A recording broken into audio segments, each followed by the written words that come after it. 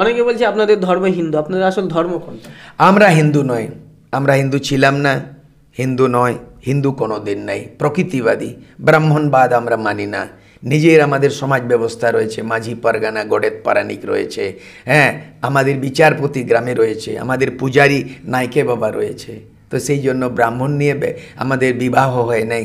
আর ব্রাহ্মণ দিনে কোনো আমরা জাহিরে পূজা করি, মন্দিরে পূজা করি নাই, আমরা হাঁড়িয়া পূজা করি, আমরা এই মুরগি এবং এই ছাগল আমরা বলি চড়াই। আমাদের সেই জন্য ব্রাহ্মণবাদী নাই, আমরা হাঁড়িয়া দিয়ে দেবী দেবতাকে সন্তুষ্ট করি, মান্যতা রয়েছে এবং বলিদান দেই, বলে ছাগল মুরগি দিয়ে বলিদান করি। আমাদের প্রকৃতি পূজারী, আমরা ব্রাহ্মণবাদী নাই, আমরা হিন্দু নাই। সকলকে স্বাগত জানাচ্ছি। আমি শাকিরুল আপনাদের সঙ্গে রয়েছি। এই মুহূর্তে আমার সঙ্গে রয়েছেন সূর্য সিং বেসরা, যিনি একাধারে কবি এবং সাঁওতাল ইউনিভার্সিটির প্রতিষ্ঠাতা এবং ঝাড়খণ্ড রাজ্যের প্রতিষ্ঠাতা নির্মাতা। এনবিটিভির পর্দায় প্রথমে আপনাকে স্বাগত জানাচ্ছি। ধন্যবাদ জানাচ্ছি আপনাকে সাক্ষাৎকারের জন্য। আপনার কাছ থেকে জানতে চাইব, আজকে আমরা দেখছি সাঁওতালরা, আদিবাসীরা অনেক পিছিয়ে রয়েছেন। সেই জায়গায় দাঁড়িয়ে আপনি যে একাধারে কবি, একজন সাঁওতালদের আদিবাসীদের জন্য যে রাজ্য গঠন হলো ঝাড়খণ্ড, সেটা কিভাবে সম্ভব হয়েছিল? এটা আমি একটা কবিতাতে বলছে কাজী নজরুল ইসলামের। হাতুড়ি শাবল গাঁইতে নিয়ে ভাঙিল যারা পাহাড়, পাহাড় ভাঙিয়াছে তারা মরিয়াছে, তাদের হাড় পড়িয়াছে পথে দুই পাশে, তারাই মানুষ তারাই দেবতা, তারই গাহিয়া গান। তো কাজী নজরুল ইসলাম অনেক কিছু কথা বলেছে। এটাও বলেছে, মোরা এক বৃন্তে দুইটি কুসুম, হিন্দু মুসলমান, হিন্দু তার চোখের মনি, মুসলিম তার প্রাণ। তো হিন্দু মুসলিমের লড়ানো চলছে, আদিবাসীকে বিভেদ করা হচ্ছে, এখানের মূলবাসী অথচ আদিবাসী। কিন্তু আসামে কি হলো? আসামে আদিবাসী নয়, টি ট্রাইবস। তারপরে এখানে যদিও আদিবাসী ওয়েস্ট বেঙ্গলে আছে দীর্ঘদিন ধরের থেকে, এখানে ফিফথ শিডিউলের আন্ডারে নেই। ভারতবর্ষতে একটা ফিফথ শিডিউল আদিবাসীদের রয়েছে, এটা সিক্স শিডিউল রয়েছে, কিন্তু এখানে সেই সুবিধা পায় নাই। তবুও ফিফথ শিডিউল না থাকলেও তৃণমূল কংগ্রেসের সরকার, মমতা ব্যানার্জির সরকারে এখানে ট্রাইবেল অ্যাডভাইজারি কাউন্সিল করেছে এবং ট্রাইবেলদের অনেক কিছু দিয়েছে। বাঙালির আদিবাসীর ব্যাপারে এখানে বিভক্ত করার চেষ্টা করেছে ধর্ম নিয়ে। বাঙালি অনেক দিন ধরে এখানে সাধু রামচাঁদ মুর্মু বই লিখেছেন, লিপি লিখেছেন, ধর্ম নিয়ে বলেছেন সারি ধর্ম। কিন্তু আমাদের মধ্যে মতো পার্থক্য হচ্ছে কি, পশ্চিমবাংলার যে একটা সাঁওতালদের মধ্যে একটা কবিগুরু সাধু রামচাঁদ মুর্মু, উনার যে লেখক হিসাবে যার পরিচয় রয়েছে, উনি বলেছেন এই হড়হপন সাঁওতালদের ধর্ম হচ্ছে সারি।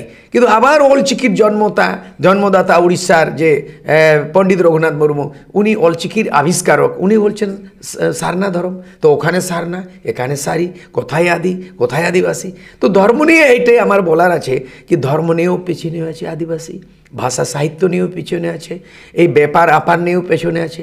রাজনীতিতে শুধু রিজার্ভ সিটে এমএলএ এমপি ওটা যথেষ্ট বড় নেই, লিডারশিপ। আমি ডাক দিয়েছি কি আদিবাসীকে নৃত্য শেখাও নাই, নেতৃত্ব শেখাও। আদিবাসীদের নৃত্য নাচ গান শেখাবে না, আদিবাসীদের লিডারশিপ শেখাও। এইটাই আমার আহ্বান। না, আমরা দেখছি যে আপনাদের জন্য আলাদা কোনো স্কুল নেই, আলাদা কোনো ইউনিভার্সিটি নেই। বিভিন্ন সময় বিভিন্ন জায়গায় সাঁওতালি ভাষায়, আপনার অলচিকি ভাষায় স্কুলের দাবি করেন, অলচিকি ভাষায় পড়ানোর জন্য দাবি করেন, কিন্তু সেটা হয়ে ওঠে না। কি বলবেন? এখন নিয়েছি আমরা দেখলাম আলিগড়ে মুসলিম ইউনিভার্সিটি, সেটা 100 বছর পুরো হলো। আবার দেখছেন ওখানে আলিগড়ে মুসলিম ইউনিভার্সিটি, তারপরে বনারসে হিন্দু ইউনিভার্সিটি।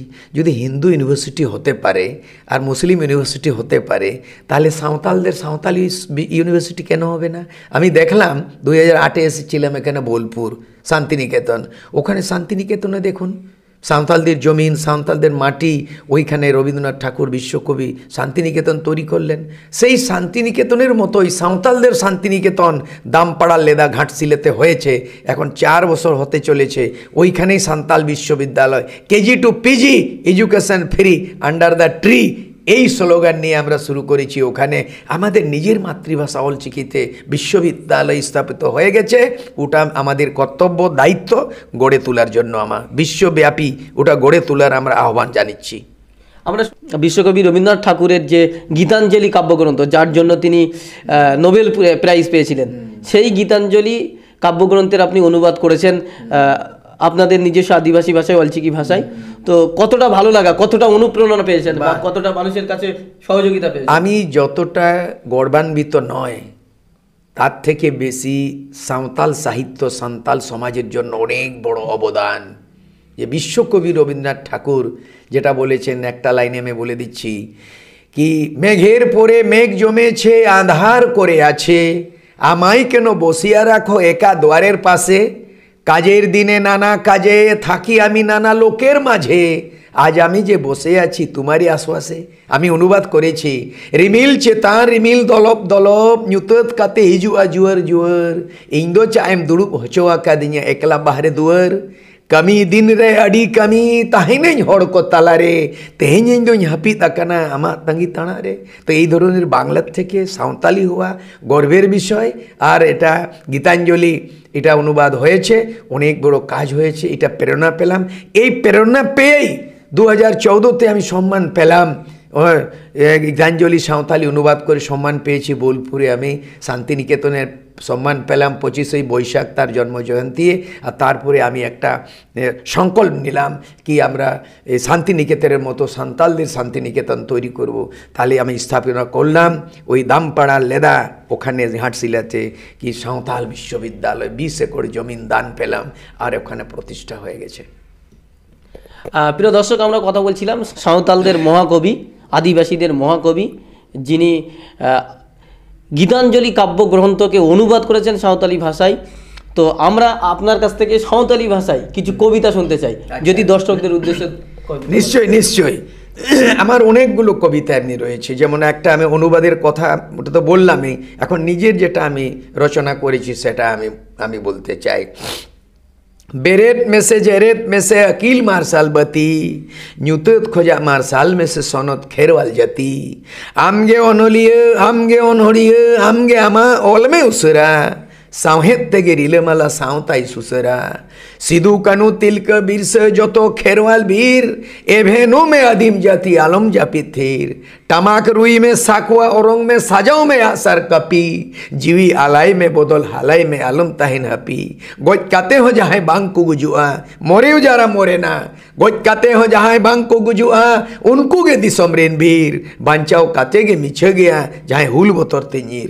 এই আমার রচনা সাঁওতালি, এটা মনে হয় কাজী নজরুল ইসলামের মতো একদম বিপ্লবী, একদম বিপ্লব। যদি একটু দর্শকদের উদ্দেশ্যে বাংলা অনুবাদ করে দেন, কারণ আমাদের বেশিরভাগ দর্শক তো সব বাঙালি, তো যদি একটু বাংলায় আপনার ওই কবিতাটা অনুবাদে একটু বলেন। এই কবিতা হুবহু কি হবে না হবে, কিন্তু একটা আমি বাংলা থেকে ইংলিশ আর ইংলিশ থেকে সাঁওতালি হিন্দি এটা 3-4 ভাষায় অনুবাদ করেছি, ওটা বলবো আমি। আকাশ আমায় শিক্ষা দিল উদার হতে ভাইরে, কর্মী হবার মন্ত্র আমি বায়ুর থেকে পাইরে।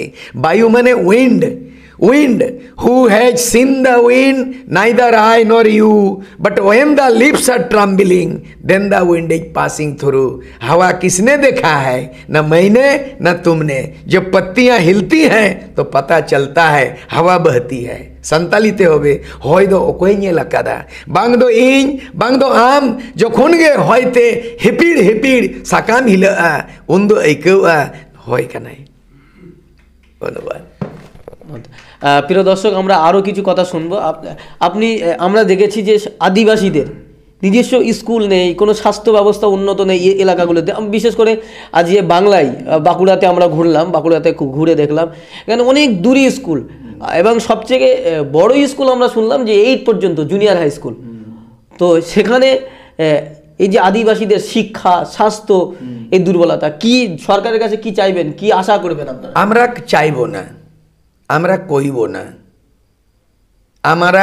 আমরা লড়াকু লোক, আমাদের ইতিহাস রয়েছে, আমরা ভিক্ষাটন করি না। আমরা আদিবাসী বলতে গেলে এমন একটা ইতিহাস রয়েছে, আমরা যুদ্ধ করে লড়াই করে অধিকার কেড়ে নিয়েছি, আমরা নিয়েছি, কোনো সমঝোতা আমরা করি নাই। সান্তাল হুল সিধু কানুরা লড়াই লড়েছে, ওরা পরাধীনতা স্বীকার করলো না। আজকে মনে হচ্ছে স্বাধীন ভারতে আদিবাসী পরাধীনতায় জীবনযাপন করছে, ওরা ভিক্ষাটন করছে, তেমন কথা নয়। আমরা কেন কুলি, কেন রেজা, আমরা কেন মজদুর, কেন মজবুর, এই প্রশ্নের উত্তরেই আমরা জাগরণ কাজ শুরু করেছি। আমরা এই ভারতের মালিক, আমরা দেশের মালিক, এই পৃথিবীর মালিক, তবেই আমাদের নাম হয়েছে আদিবাসী। তো আদিবাসী ভিখারি নয়, আদিবাসী মজবুর কেন, আদিবাসী মজদুর কেন, আদিবাসী মালিক, সেই মালিকের জন্য দুনিয়ার আদিবাসী এক হো। লেনিন ডাক দিয়েছিল দুনিয়াকে মজদুর এক হো, সূর্য সিং বেসরা ডাক দিচ্ছে দুনিয়ার আদিবাসী এক হো। এই তো নেতৃত্ব। আপনারা এক হয়ে আপনাদের অধিকার ছিনিয়ে নিতে চাইছেন। আমার কাউকে অধিকার ছিনবেও না, আমাদেরও চিনতে পারবে না, কারণ আমরা সামূহিকতা জীবন, আমরা প্রকৃতি মানুষ। আমরা একদম মানে কোনো প্রকারের লুট ঝুট মিথ্যাবাদী কোনোবাদী এগুলো পছন্দ করি নাই। আমরা আদিবাসী একদম সামূহিক, একদম আমাদের ডেমোক্রেসি আলাদা, আমাদের গ্রাম সভা রয়েছে, আমরা প্রাকৃতিক পূজারি আছে, আমরা একদম কারো ভাষা, কারো আর কোনো ধর্ম করম অবলম্বন কর, নিজের ধর্ম, নিজের একটা পরম্পরা, নিজের ট্র্যাডিশন রয়েছে। এইটাই পরিচয় আদিবাসীদের হচ্ছে। এটা বজায় রাখার জন্য আবার এক হতে হবে আমাদের, আবার গোল বন্ধ করতে, আবার লড়াই করতে হবে। এইটা আহ্বান জানাচ্ছি আমরা। অনেকে বলছে আপনাদের ধর্ম হিন্দু, আপনাদের আসল ধর্ম কোনটা? আমরা হিন্দু নয়, আমরা হিন্দু ছিলাম না, হিন্দু নয়, হিন্দু কোনো দিন নাই। প্রকৃতিবাদী ব্রাহ্মণবাদ আমরা মানি না। নিজের আমাদের সমাজ ব্যবস্থা রয়েছে, মাঝি পারগানা গডেত পারানিক রয়েছে, হ্যাঁ, আমাদের বিচারপতি গ্রামে রয়েছে, আমাদের পূজারী নাইকে বাবা রয়েছে। তো সেই জন্য ব্রাহ্মণ নিয়ে আমাদের বিবাহ হয় নাই। আর ব্রাহ্মণ দিনে কোনো আমরা জাহিরে পূজা করি, মন্দিরে পূজা করি নাই। আমরা হাঁড়িয়া পূজা করি, আমরা এই মুরগি এবং এই ছাগল আমরা বলি চড়াই। আমাদের সেই জন্য ব্রাহ্মণবাদী নাই। আমরা হাঁড়িয়া দিয়ে দেবী দেবতাকে সন্তুষ্ট করি, মান্যতা রয়েছে, এবং বলিদান দেই, ছাগল মুরগি দিয়ে বলিদান করি। আমাদের প্রকৃতি পূজারী, আমরা ব্রাহ্মণবাদী নাই, আমরা হিন্দু নই। প্রিয় দর্শক, একেবারে শেষ মুহূর্তে আমরা শেষ প্রশ্ন করব মহাকবির কাছে। আপনার কাছে একেবারে শেষ মুহূর্তে আমরা শেষ একটা কবিতা শুনতে চাইব, এবং আদিবাসীদের উদ্দেশ্যে, আপনার ধর্মের অনুসারীদের উদ্দেশ্যে, আপনাদের অনুগামীদের উদ্দেশ্যে কি বার্তা দেবেন? আমরা বাধা দেব। বেরেত মেসে জেরেত মেসে अकील मार्शाल बती, न्यूतत खोजा मार्शाल মেসে আমা ধর্ম জাতি। আমার উদ্দেশ্য হচ্ছে এইটা কি তুমি জাগো হে, তুমি একত্রিত হয়ে তুমি লড়ো হে, তুমি অধিকার লাও। এইটাই প্রেরণা দিচ্ছি।